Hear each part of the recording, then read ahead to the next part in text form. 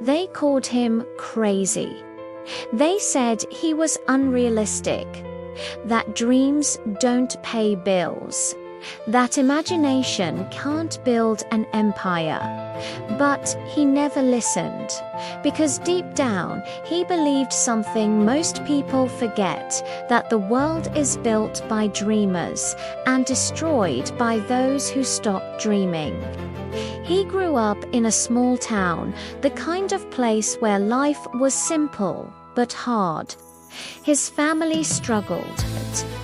He worked as a paperboy before sunrise, drawing whenever he could on scraps of paper, walls, even napkins. Everywhere he looked, he saw stories in the clouds, in the streets, in people's eyes, but no one else seemed to see what he saw. They saw the world as it was. He saw the world as it could be. When he grew older, he wanted to make a living out of art. People laughed at, "You can't make money drawing silly cartoons," they said. He tried anyway. He opened a small studio with borrowed money and big dreams. For a while, it looked like it would work. But one day, everything collapsed. The studio went bankrupt. He was left with nothing but debts and disappointment. Most people would have quit, but not him. He once said to himself that, "If my heart believes in something, I'll find a way to make it real." So he packed a small suitcase, took a few dollars, and boarded a train to a city that everyone said would eat him alive. It did. For years, he was rejected. Studio after studio told him his ideas were too childish. His drawings were too optimistic. His stories were too risky. But he kept drawing. He kept believing. Because somewhere deep down, he knew his dream wasn't just a fantasy. It was a message to the world. One day, an idea came to him. A small character, a symbol of joy, innocence, and courage. He poured his heart into it, and for the first time, people started to notice. His little creation made them smile, made them laugh, made them remember what it felt like to dream again. For a moment, it felt like everything was finally falling into place. But life wasn't done testing him. Behind the scenes, his business partners betrayed him. They took his idea, registered it under their own name, and left him with nothing. It was another heartbreak, his second bankruptcy. On the train ride home, he sat in silence. No money, no studio, no ownership of the character he created. He could have given up. He could have become bitter, but he didn't. He took out his notebook and began sketching again. A new character, something even more alive, more hopeful, more him. That little drawing born out of pain and betrayal would go on to change entertainment forever. From that single drawing, he rebuilt his life. He built a new studio, this time on his own terms. He promised himself he'd never lose ownership again. He worked endlessly.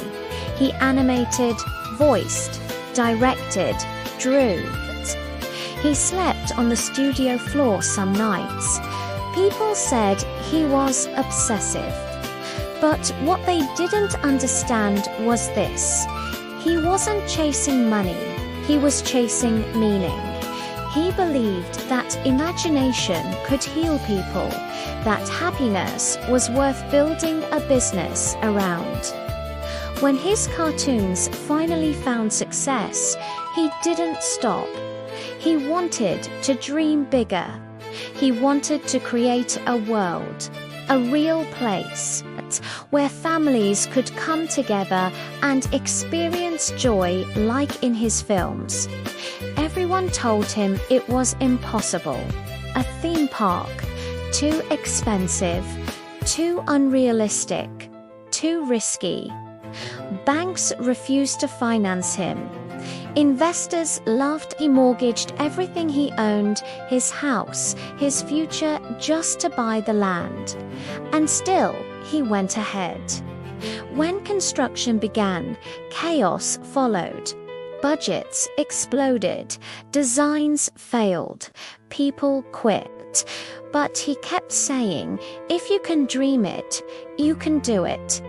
He visited the site almost every day, walking through mud and dust, visualizing what it would become, a place of wonder, not just for kids, but for the kid that still lives inside every adult. When it finally opened, nothing went as planned. Rides broke down. Traffic was a mess. People mocked it, calling it the foolish dream. But he didn't see failure, he saw a beginning. He fixed every mistake, one by one. And soon, the park became a symbol of happiness itself. Years later, his dream spread across continents. His stories, characters, and creations became part of millions of childhoods. But most people never saw the man behind it all, the man who was rejected 1,000 times, betrayed, bankrupt, and broken, but never ever stopped believing. He once said, "Courage is not the absence of fear, it's the decision that something else matters more." For him, what mattered more was the dream. He died before he could see how big his dream would become. But his vision lived on, because dreams, when shared with love, never really die. His story teaches us something profound, that success isn't built on talent alone. It's built on faith, on persistence, on the stubborn belief that the impossible is possible. You see, most people wait for the world to believe in them. But the truth is, the world starts believing after you do. So if you're struggling right now, if no one believes in your vision, if people say your dream is too unrealistic, remember this man. He was told no more than anyone. But he only needed one yes, his own, because that's how dreams become real. Not when others approve, but when you refuse to stop trying. So dream big, fail big, learn, and never forget that everything magical you see around you once lived only in someone's imagination, and that someone was just a person like you.